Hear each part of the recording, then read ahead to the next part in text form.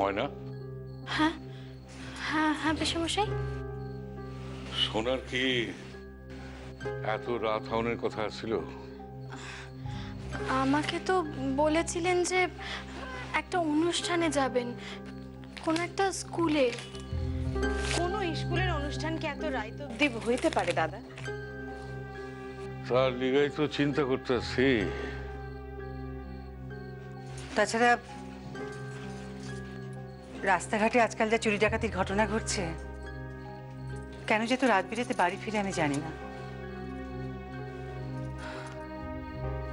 এর লিগাই তো ভাবতেছি। দাদা একটু বাইরে গিয়া দেখুন নাকি? এত রাত্রে বাইরে কি দেখবা? না, কইতেছিলাম যে ওই মোড়ের মাথায় গিয়ে একবার খাড়াই দাদা। তো সে মোড় অব্দি আইতে পারলে আর বাসায় আইতে পারবো না? না তা না, মানে ময়না, কইতেছিলাম যে তোমার কিছু কয়ে গেছে, স্কুল খান কোথায় কইছে কিছু? হ্যাঁ বাবা, বললো তো ওই বেহালার কাছে। কি কি যেন নামটা? ও হ্যাঁ, ওই সারদা সুন্দরী বালিকা বিদ্যালয় এরকম। সে তো আর এক প্রান্তে গো ঠাকুরপো, এখান থেকে অনেক দূরের পথ। সে হইলেও দিদি কলকাতার মধ্যেই তো, তার বাইরে তো আর না। সেই তো, তার লিগাই তো ভাবতেছি যে মায়া স্কুলের অনুষ্ঠান কি এমন হইতে পারে যে এত রাত হইতেছে। সে তো আমিও বুঝতে পারতেছি। আমাকে তো বলে গেছিল যে অনুষ্ঠানটা ওই দুপুরবেলার পরে হবে, আর ওই তেমন কোনো অনুষ্ঠান নেই, নাচ গান কিছু হবে না কো। ওই মেয়েদের ক্লাসের মধ্যেই কিছু কথাবার্তা হবে পড়াশোনার বিষয় নিয়ে। তাইলে পিসেমশাই, পিসেমশাই, আমি বলি কি, আপনারা বরং আর অপেক্ষা করবেন না কো, আপনারা এবার খেয়ে নিন। আর এত রাত হয়ে গেছে যখন, ওরা কি আর ওকে না খাইয়ে পাঠাবে? এটা তুমি কি বলছো ময়না? ছেলেটা এখনো বাড়ি ফিরলো না, আমরা সবাই খেয়ে নেবো। দাদা আমার মনে হয় যে অত রাইতে ওইখান থেকে ফেরার বাস টাস বুঝি পাইতেছে না, তাই দেরি হইতেছে। দাদা আজ সোনা বাসায় ফিরলে তারে পরিষ্কার কইয়া দিবেন তো, এত রাত অবধি জানি বাসার বাইরে না থাকে। বৌমা, সোনা কি অহনো সে আগের সোনা আছে?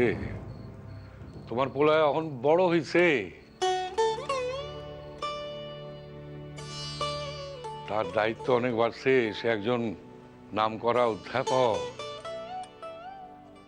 তারে কত মানুষ চিনে জানে মান্যি করে। এখন কি তারে আমরা আমাদের এই ছোট্ট ঘরের গণ্ডির মধ্যে আটকায় রাখতে পারি? সত্যি সেদিনের সোনা। ঠাকুরপো মনে পড়ে?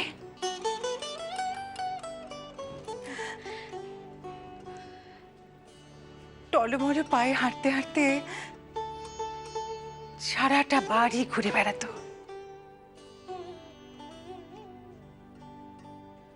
পায়ে মল পরানো থাকতো তো, সেজন্য ঘরের ভেতরে থেকেও আমরা বুঝতে পারতাম যে সে এসেছে। দাদা আপনার মনে আছে দাদা, আপনি একবার তারে একখান ছোট টিনের সুটকেস কিনা দিছিলেন। আপনি ডাক্তারের ব্যাগ লইয়া বাইর হইলে সেও আপনার পিছু পিছু ওই সুটকেস খান লইয়া আপনার লগে যাইতো, আর কইতো চলেন জ্যাঠামশাই, আমি ওর রোগী দেখা আসি। তাই এই সকল কথা এখন তার সম্মুখে একবার কইয়া দেখো না, এমন লজ্জা পাই বসে।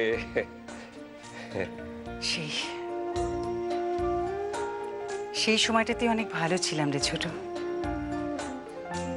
আজ ভাবি কত সুখী ছিলাম সেদিন।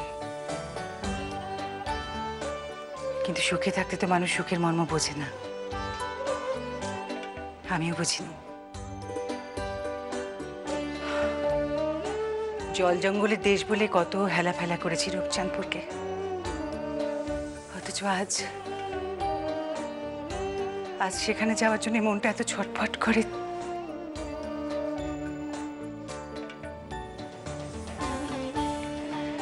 কিন্তু আজ আর কোনো উপায় নেই যে মরার আগে পূর্বপুরুষের ভিটেখানা একবার যদি দেখতে পেতাম, একবার, তাহলে বড় তৃপ্তি হতো গো। পিসেমশাই, পিসেমশাই, এটা কিন্তু আপনার ভারী অন্যায়। আপনি আজকাল বড় কথায় কথায় ওই মরার কথা বলছেন, এটা কিন্তু ঠিক নয় গো। তোমরা ভুলে যেতে পারো ময়না, কিন্তু আমি তো ভুলতে পারি না এই মহা সত্য, এই মহা বাস্তব কথাটা। আপনি এখনো অনেক দিন বাঁচবেন পিসেমশাই, দেখে নেবেন, আপনি মিলিয়ে নেবেন আমার কথা কানা। ময়না, মানুষের ইচ্ছে যদি সব হতো, তবে একটা কথা সত্যি, জানো,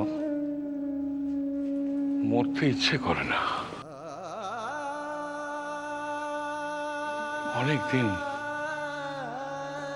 দিন খুব বাঁচতে ইচ্ছে করে এই সুন্দর পৃথিবীতে।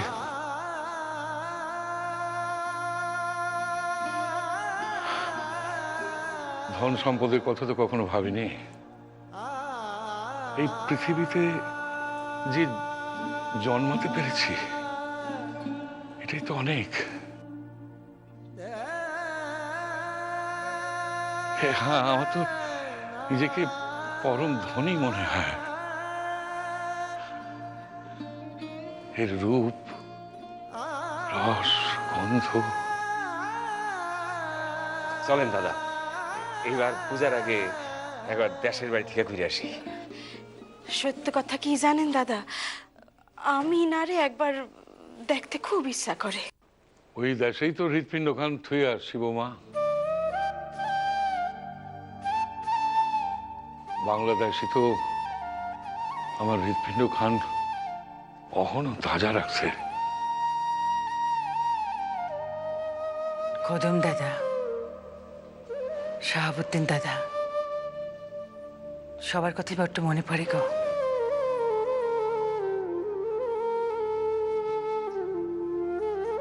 মন একখানা এমন জিনিস বুঝি, কত কিছু যে তার ভিতরে ধইরা রাখে। আমি তো চক্ষু বুঝলেই দেখতে পাই আমাকে বড় পুকুরটায় 5-6 কেজির রুই কাতলা ঘাই মারতেছে। আর শুধুই কি তাই, গোয়াল ভর্তি গাই গুলান সজল চক্ষে জানি আমার দিকে তাকায় আছে। কখন তাগর একটু আদর করুম।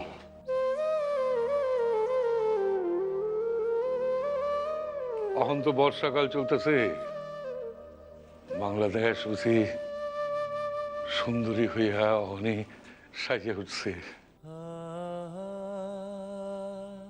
চারিদিকে শুধু জল, জল আর জল।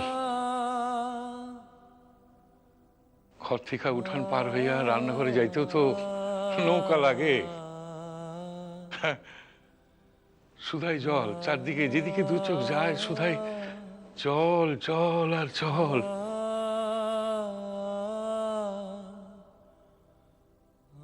আর এই বর্ষাকাল পেরোলেই তো শরৎকাল গো। আকাশে পাল তোলা নৌকো, সাদা সাদা থোকা থোকা মেঘ, মাঠে মাঠে দুলছে ধান, আর আকাশে রং বেরঙের পাখির কত থাক,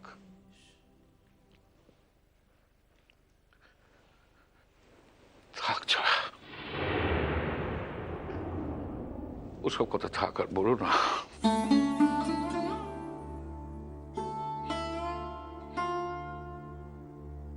বয়স হচ্ছে তো, আবেগটাকে আর কন্ট্রোল করতে পারি না, কান্না পেয়ে যায়। দাদা, দাদা চলেন না, চলেন না, এই পূজায় একটাবার যাই। মা গো, আমার হাতে কি কিছু আছে? যাইতে ইচ্ছা করলে দেখো। মা, ও দেশে গিয়ে কিন্তু আপনাদের আপনাদের খুব একটা ভালো লাগবে না কো, এ আমি ঠিক জানি। তুমি কি কথা কম হয় না? এই যে এতদিন এই দেশে আছি, এখনো তো মনে হয় কেমন জানি বিদেশ বিভুয়ে পড়ে আছি। একেবারে ঠিক কইছ। ঘর আমগো যে ওই দেশে এখনো বলতে পারি নাই। এতগুলি বছর আপন করতে পারলাম না এই দেশটার। তবুও মা, তবুও আপনাদের ওখানে গিয়ে মন টিকবে না কো। যারা সবাই এসেছিল তারা যদি একসঙ্গে ফিরে যায় তাহলে না হয় একটা কথা আছে।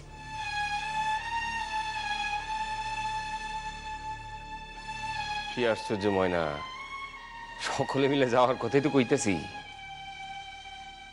সকলে মিলে একসাথে যেতে পারবেন কি বাবা?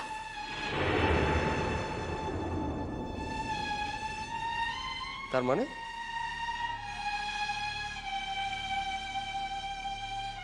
না, এবারের একজন প্রধান সদস্যকে তো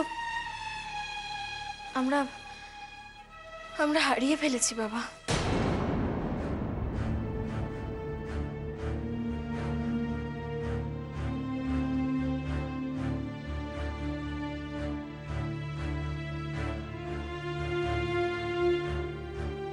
নার্গিস, নার্গিস ছাড়া বাংলাদেশ আমি তো অন্তত ভাবতে পারি না।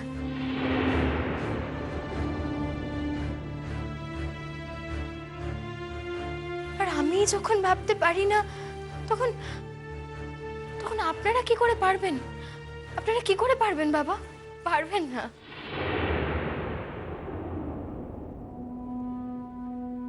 মেয়েটা যে কেন এমন করলো?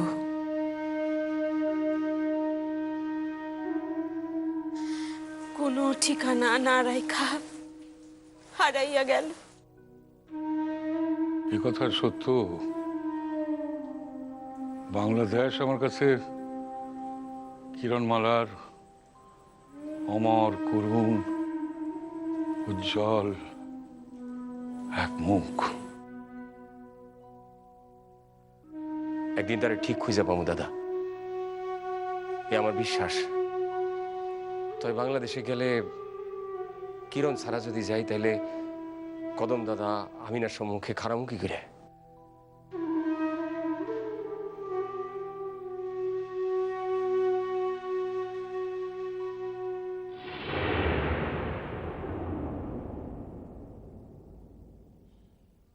জ্যাঠামশাই,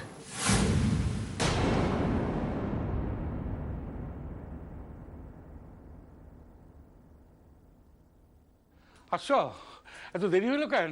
কই আছি রে এত রাইত অব্দি? শোনা, কি হইল কি শোনা?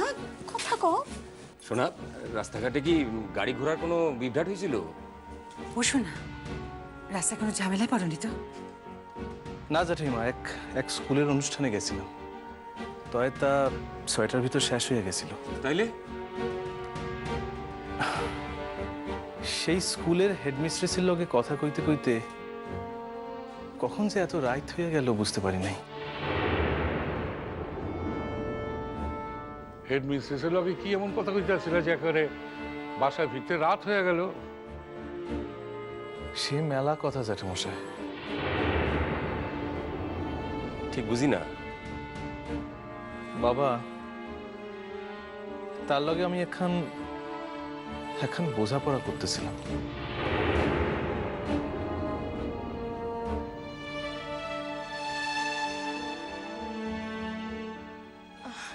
সে কি তোমার চেনা কেউ?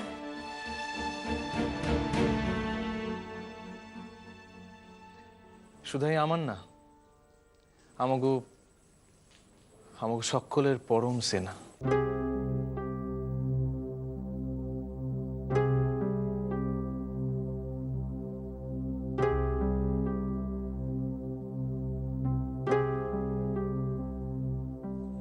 হেডমিস্ট্রেসের নাম কিরণমালা খাতুন।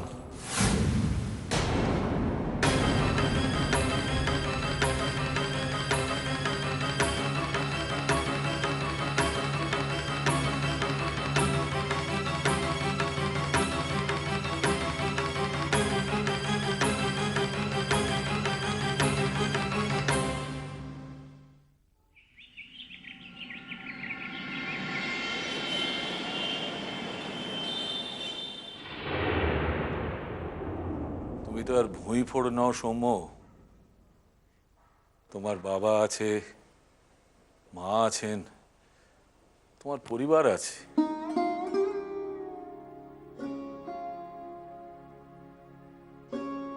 তাদের প্রতি তোমার তো একটা কমিটমেন্ট আছে, সেই কমিটমেন্টটা তোমায় রাখতে হবে। তুমি যেটা করছো সেটা তুমি করতে পারো কি?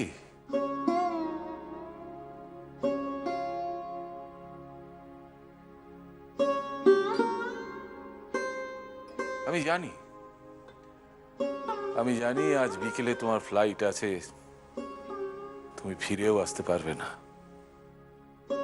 কিন্তু আমি জানি না তোমার মুখোমুখি হয়ে এই কথাটা আমি বলার আর সুযোগ পাবো কি না জানি না। ঠিকই তো বলেছেন দাদা, একথা তো সত্যি যে হাজার হাজার মাইল দূরে বসে তুই এখানকার কোনো সমস্যারই সমাধান করতে পারবি না। আমি একটা কথা বুঝতে পারছি না যে আমি তো বিদেশ এই প্রথমবার যাচ্ছি না। না, আমরা এর আগেও রিয়াক্ট করেছি, যদিও তখন আমরা জানতাম যে তুই বছরখানেকের মধ্যেই ফিরে আসবি। কি আশ্চর্য! আমি কি একবারও বলেছি যে এবার গিয়ে পার্মানেন্টলি থাকবো ওখানে? সব কথা কি তুই বললে তারপর আমরা বুঝতে পারবো? এতটাই নির্বোধ নাকি আমরা সৌম্য? তার মানে মানে যেটা বললাম তাই, এইটাই মানে।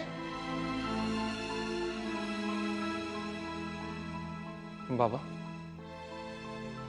আমি 2-1 বছরের মধ্যে ঠিক ফিরে আসবো। 2-1 বছর কথাটা তুমি তাচ্ছিল্য সহকারে বলতে পারো সৌম্য, কারণ 2-1 বছর তোমার কাছে একটা লম্বা পথ। আমার তো তা নয়। আমার কাছে 2-1 বছর মানে একটা দীর্ঘ যুগ। আমি জানি না সেই সময়টুকু আমি পেরোতে পারবো কিনা, জানি না। বেশি টাকার তো আমাদের দরকার নেই বাবা। এই বয়সে এসে আমরা একটু শান্তি চেয়েছিলাম।